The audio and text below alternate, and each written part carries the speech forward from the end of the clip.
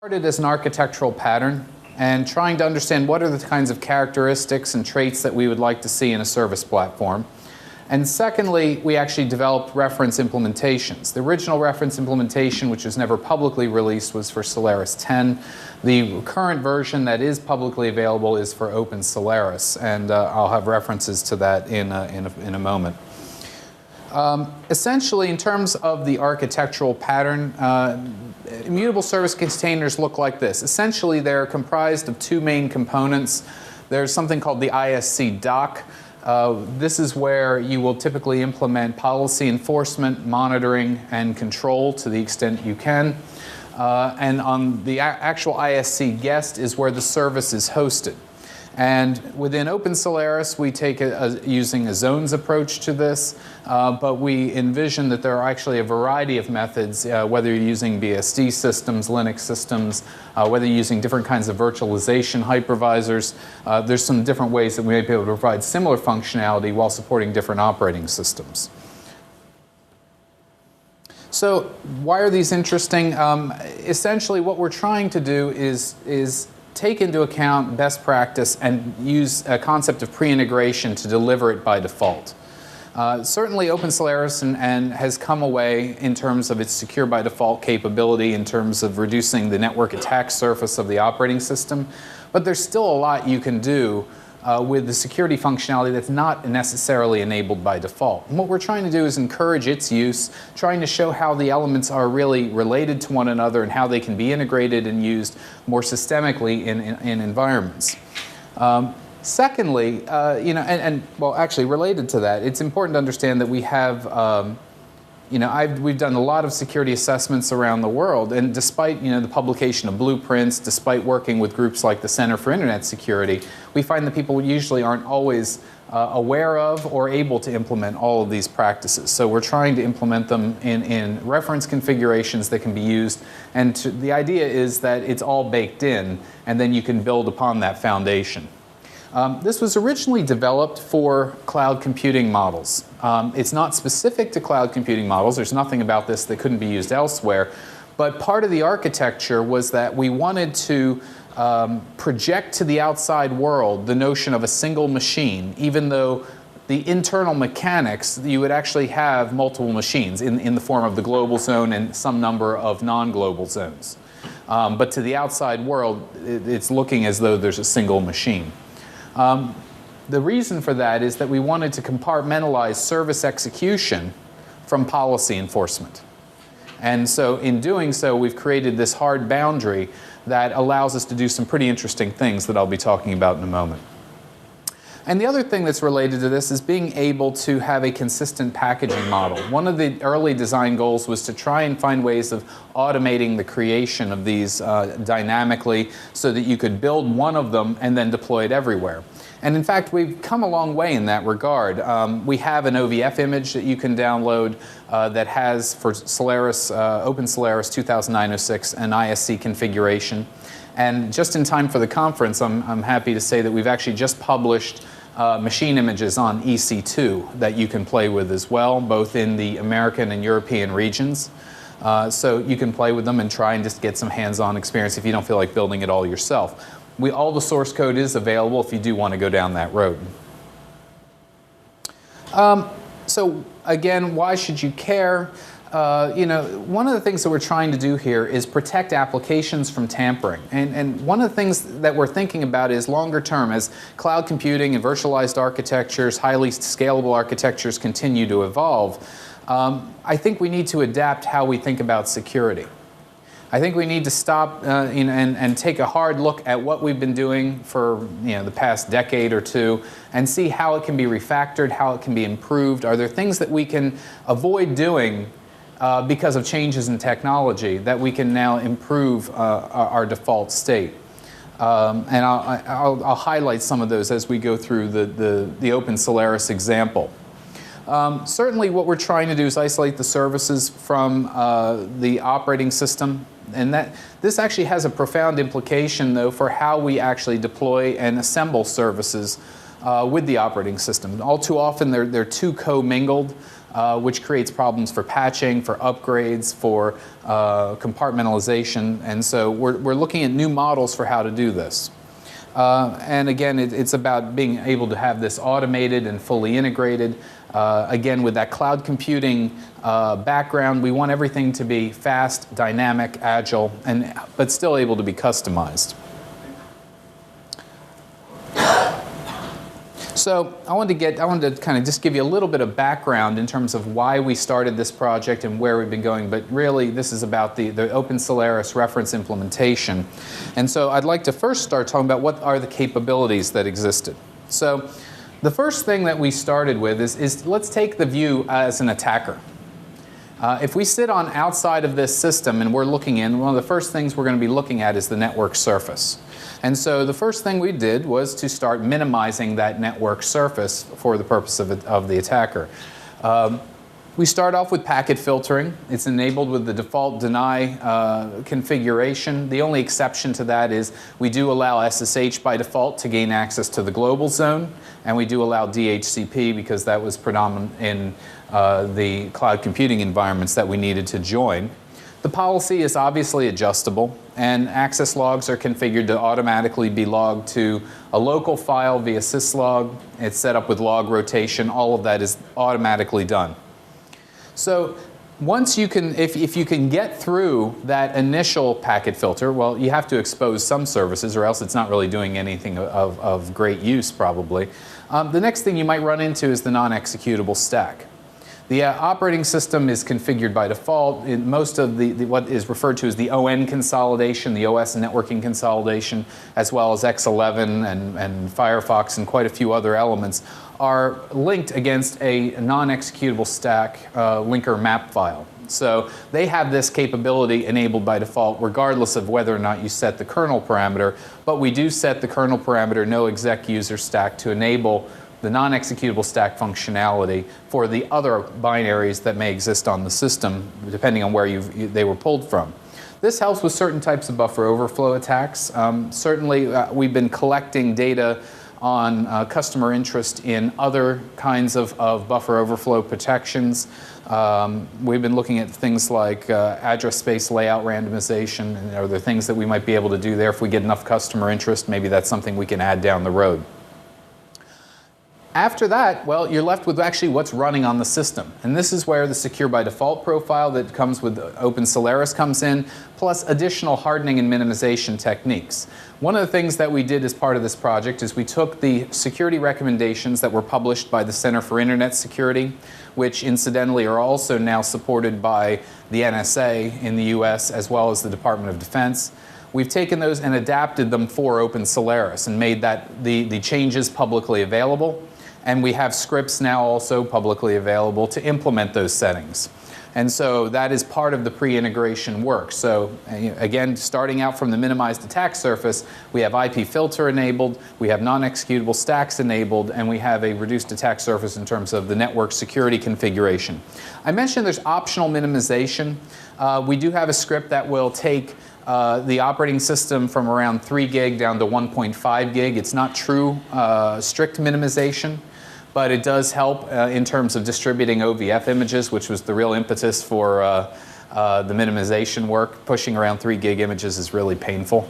I'd like to go even further than that, and as part of that effort, we're actually working with the OpenSolaris Juice project, the Just Enough OS project, which aims to provide that ultra-minimal foundation on which you can later add packages. So we're actually working with them to provide that. This is more of just a workaround until that project goes a little further.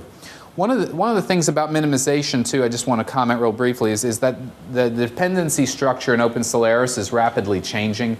So what worked in 2009-06 is not necessarily going to work in later builds. So because this is an evolving target, the minimization scripts in particular, I'm probably going to target just the main releases.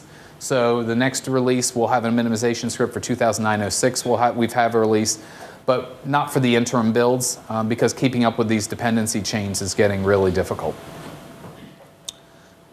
The next thing we wanted to do is certainly enhance the protection of content. So from the network side, this is a no-brainer. SSH is enabled and is the only means of access. So if you break out your port scanners and things like that, you'll find that the only thing listening by default is SSH on a default installation. You can certainly use IPsec and IKE here. And in fact, what we're looking to do is and one of the other projects that's related to this is creating a OpenSolaris image that will allow you to connect to an Amazon virtual private cloud. Today, they offer configurations for Cisco and Juniper, and that's it. We actually have built one with OpenSolaris, with IPsec, IKE, and Quagga, and all the necessary elements to actually make this work. We're in the process of writing all that up so we can make that available. And then the next step would actually be building a capability where you could personalize an ISC to be basically a Amazon VPC endpoint in your own environment. So you could even have a VirtualBox system on your laptop that is basically your connection to a virtual private cloud on the Amazon side. Another element that we've added is encrypted swap space. This is actually enabled through the encrypted LAFI capability today. We use ephemeral keys pulled from dev-random, 256-bit keys using an AES CBC algorithm today. And the idea is that we want to protect any content that does get swapped out. Because again, if we're looking at a cloud computing environment, we started thinking, well, if we want to operate on sensitive data in the cloud, this data will probably be encrypted. Well, eventually, to operate on that sensitive data, you have to decrypt it. So number one, you have to get the keys to the system. So you can use SSH or IPsec to securely transmit the keys to the system. Secondly, you have to be able to store the keys somewhere, and that's where the temporary scratch space comes in.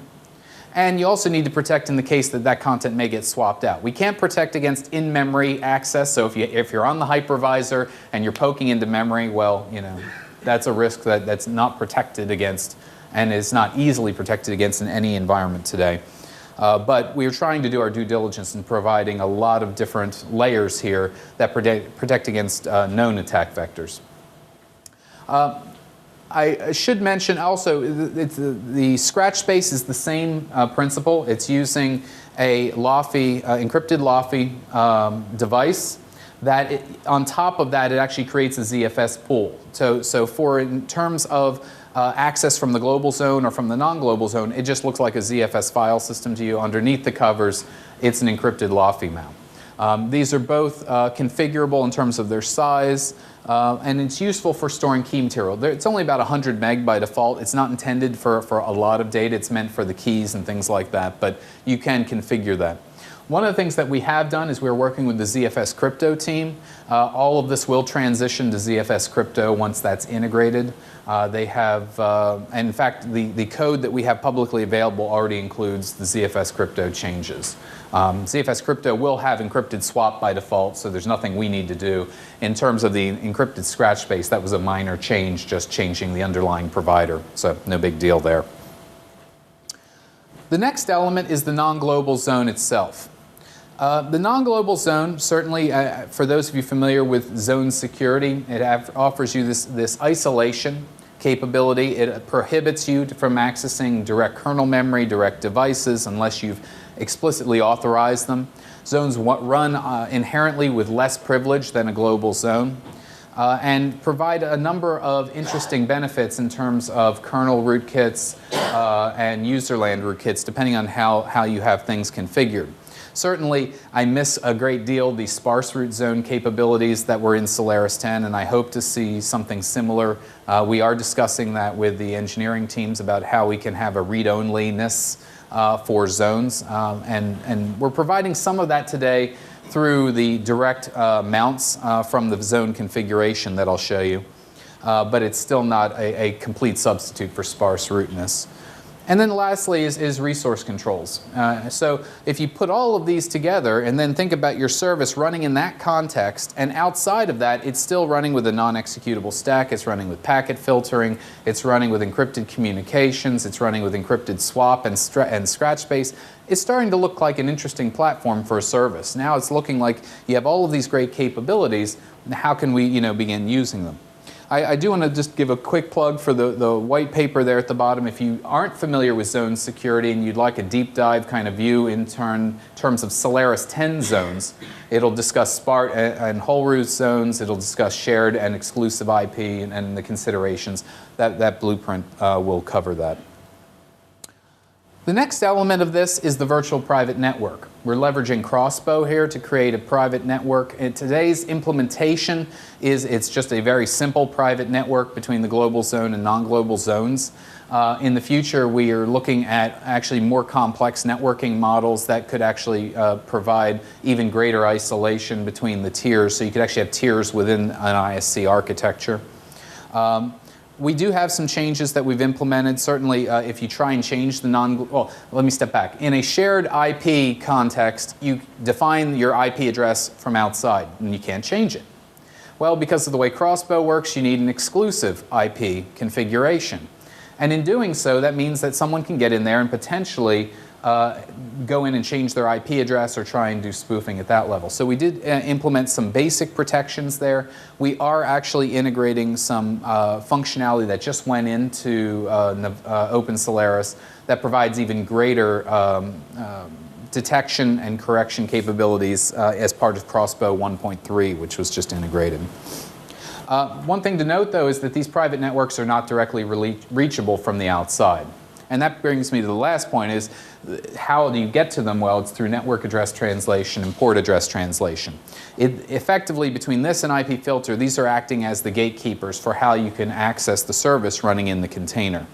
Outbound, it's permitted everything by default. This is just for an ease of use kind of thing. If you need to lock that down, you certainly can. And no inbound is permitted by default at all. So you can go and configure it and open up the services that you'd like.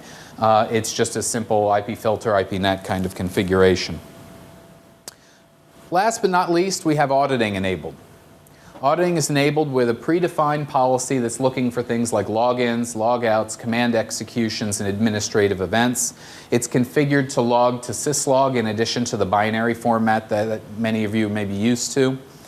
So it's set up with log rotation and all of that. So if you do have the ability to start capturing data off system, you could certainly configure syslog from one point to start sending that data off. Certainly recommend IPsec for protecting that content at this time until we have a logging protocol that supports a reliable and encrypted transport. One of the nice things about the configuration is that non-global zones can't modify their audit configuration. They can't even see it. So one of the challenges we find is, an attacker gets on a box, let's assume they get root. Well, now you can't trust your logs. You can't trust the integrity of your audit trails. Well, in this case, you can, because the audit trails aren't there for them to tamper with. They can't change the audit configuration. The same is true for IP filter and IPNet. So if the attacker breaks into the non-global zone and even gets administrative access, they really can't change many of these policy enforcement and monitoring capabilities. We're also going beyond this in terms of auditing. We may look at how we can do ZFS snapshot comparisons to speed things up versus a BART kind of scan, which is more of a linear high I/O kind of scan. But the other thing, as I mentioned, we're talking about new models for how we do this. Well, we're looking at how much of this can be made read-only. And the more we can make read-only, the less we have to check, as an example. That's one of the ways we're trying to change things. Now, with sparse root zones, that was a lot more helpful. And like I said, I hope we see something like that soon. It's my understanding that is coming. So we'll see. So how do you build one of these? It's actually very simple. You get OpenSolaris 2009-06. You will, one step that's not shown there, you will need to go and download the Mercurial package, SunW Mercurial. You can download the preview kit and run it with one command. You actually don't need any of those arguments. Those are just the default arguments. And what it will do is configure the global zone as well as create and configure one non-global zone in terms of the ISC architecture. The N1 is its number, so if you wanted multiple, you could add multiple. You update the boot archive and reboot, and you're golden. At that point, you have just a real bare bones operating system that really is not serving anything, but it's configured with all of the capabilities that I just talked about. You don't need to really do anything further except really start opening up things. And this is what it would look like. Again, you have things like a hardened OS in the global zone, possibly minimized. You may have resource controls. There are none configured by default because those need to really be tuned for the applications being served. You have stateful packet filtering, address translation, logging, encrypted swap, encrypted scratch. You have all of that available by default, and you have a non-global zone that is configured similarly, except that it is just awaiting a service. So the next thing is, well, how's this different from how I would install services anyway? Certainly, if we make this very difficult to use, no one's going to use it. Our goal was to try and simplify security, make security easier and more prevalent. Well, luckily, we didn't really need to change anything in the zone that's impactful here. So you can go ahead and install Apache just like you would normally. You can configure it just as you would normally. The only difference that you would need to consider is going and perhaps certainly setting the IP filter and IPNAT policy to allow the external world to communicate with it. You may do some additional things as well. So, for example, just because we provide all of this capability by default doesn't mean there's not more you could do. And so some of the things you could do, you could make sure that your service is running with unique credentials, with least privilege in terms of SMF, how it's started. You may optimize the security configuration. There's lots of things you can do in an Apache configuration, for example, to tune its security. You may leverage the encrypted scratch space for the key material or for sensitive information so that upon reboot, all that goes away. It's lost. You may consider a custom file system layout. And this will allow you to even take that immutability concept even further by making the binaries, the libraries read-only, the config files perhaps read-only, and doing things through the zone configuration so that they can't be changed from within the context where the service is being executed. And certainly, as I mentioned, resource controls. So one of the things I can show you here, and in fact, rather than show you I'll show you it live, I just have a small little Bourne shell script that actually runs the commands. These are the actual commands being run on the system that are checking to see whether it complies with the configurations that I had expected. So things like this, in the global zone, the only ports that are available as reported by netstat are port 22.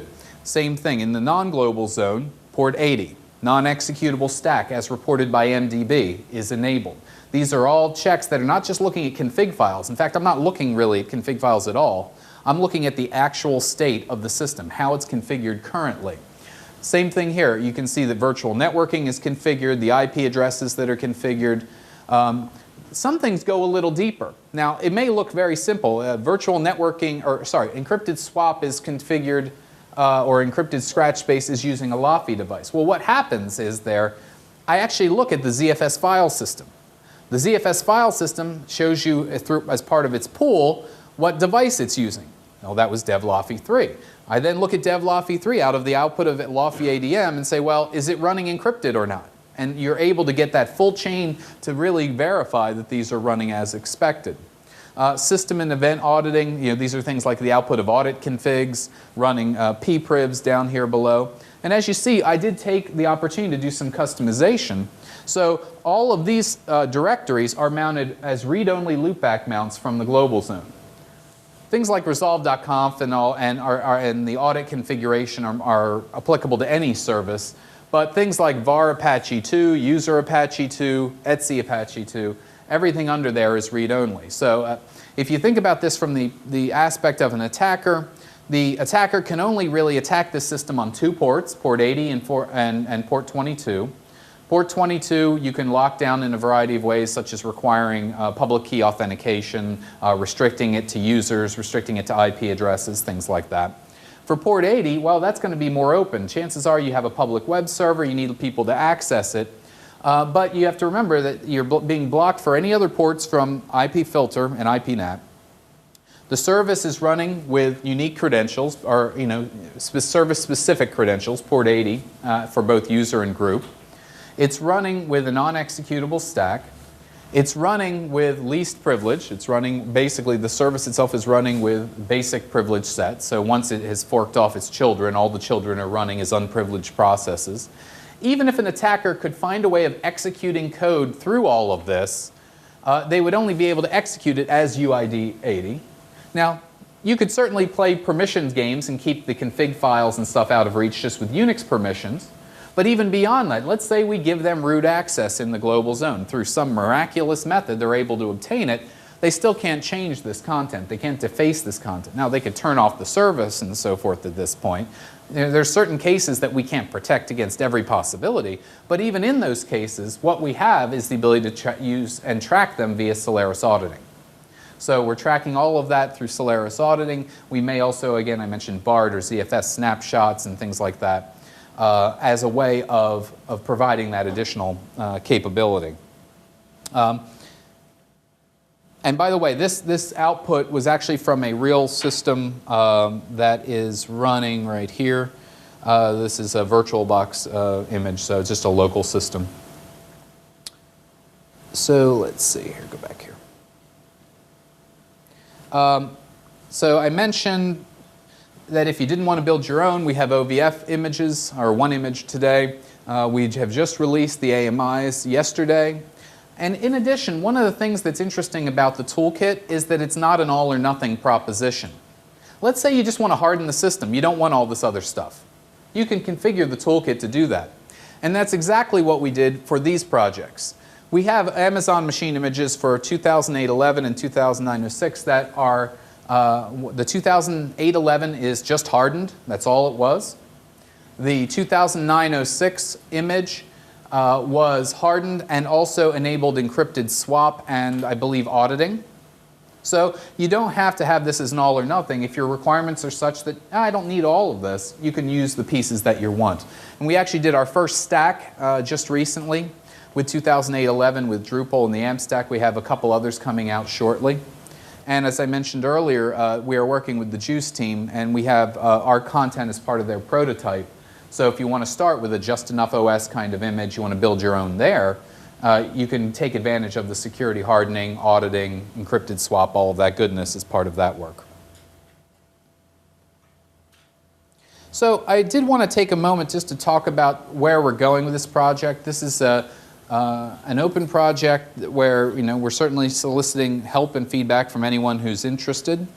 Some things where we're going, I mentioned already ZFS crypto. Anti-spoofing link protection, that's the Crossbow 1.3 work. That was just integrated not that long ago, and we're going to be integrating that probably in our next revision. Always-on auditing is a Solaris security engineering project, so that the auditing system is always running. You don't need to reboot your system after enabling it. It's always there and can be configured, and that's something that we're looking forward to. Just enough OS, and certainly other projects as they come along. There are a few others, such as the read-only root capability that I talked about, that they're still in the earlier stages, however. Some other things that we're trying to look at is how much of this can we automate? We've already automated, as you see, the creation of this framework. But how much further can we automate it? Can we actually automate the packet filtering and NAT rules?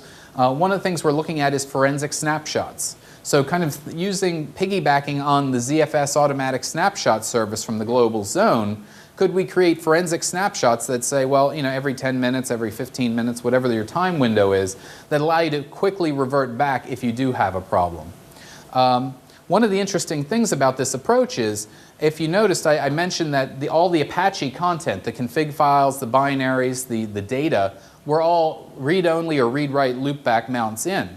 Well, that means we can revert the global zone. The only thing we lose are some of the local log files. We don't lose any of our application logs. We don't lose any of our application changes, any of our data. All of that is persistent even as we have these kind of changes. We're also looking at additional ISC models, as I mentioned, beyond non-global zones. VirtualBox is really the first on my list to see how we might use OpenSolaris global zones with VirtualBox to allow alternate operating systems to be able to be supported in this context. I mentioned before that we're also looking at different network models. This is one model, the isolated private network model. where each one would have rules separating its own network so that you could define explicitly relationships between those services. Today, in the software that we have today, it creates them all in a shared network, so that would be one of the differences. Again, with Crossbow, it really gives us unlimited capabilities here. It's just a matter of coding up and trying to have a framework that you can build upon. This is an interesting project that's coming out of our cloud computing and autonomic security research. And we actually have a demonstration script for this, although I don't have it for you today. The idea is simple, that you basically, when a service is created on a system, you create a golden snapshot of it. Anytime it's changed, you create a snapshot of it. Well, then what will happen is you put that zone or that service into use, and either as a result of a timer or perhaps an event, an audit event, for example, you basically cause the system to shut down the zone, recreate or reclone from the golden image and put it back into production. And what we saw is with this model, we can do this in seconds. ZFS cloning, snapshots, I mean, it's a wonderful world. So what this means is, in addition to all the other security capabilities that I've talked about, imagine now that you give your attackers 30 minutes, 10 minutes, whatever you're wanting. Yeah, there's some research that's been done on this in the Linux world where they were actually looking at seconds, of keeping systems live for seconds. It was more academic research. I'm not sure how practical 10 seconds is to be refreshing your systems, but it does really get you thinking about what are the possibilities here. Now, once you start being able to separate your applications, its data, the persistent content from the operating system, and as long as you can get your telemetry off, your audit logs, your configuration logs, your system logs, there's no reason why we couldn't start looking at models like this. So, just wanted to finish up with a few references. The Immutable Service Container project is out at Kernel. We have actually a number of pages there that talk about the architecture, networking models. There's actually a variety of different networking models presented. The autonomic security examples, I showed you one. We actually have probably 5 or 6 different examples. One of the ones actually is quite interesting and ties in, I think, to your question about Apache earlier in the Sun Cluster example. One of the ideas that we're thinking about is if we can build these images and basically then stream them to systems as ZFS snapshots, fully configured zones ready to go, then why not start looking at services that have like capabilities? So for example, Apache and Lady as 2 different software code bases that don't share a common code history. What's interesting about that is, now if you have this autonomic kind of response, we have opportunities then to say, well, oh no, a 0-day exploit just came out for Apache. Switch all of my instances over to Lady until I can get a workaround or a patch or a fix or a new version updated. It all comes down to understanding the interfaces that you need and understanding that you have 2 equivalent pieces of software that can interoperate there. So it does have some level of operational maturity that you need to have to pull this off. But again, as we're looking out on the horizon, what are some of the kind of self-healing, self-defending architectures that we might see, especially in the cloud computing space? This is certainly a possibility. Because ultimately, as long as it's adhering to the protocols that are needed, it doesn't really matter what code base it is. It could be Lady, it could be Apache, it could be any of those. We do have a couple podcasts where we talk about this a little bit in more detail. And certainly all of the code, all of the examples, a step-by-step kind of thing are available from the OpenSolaris page.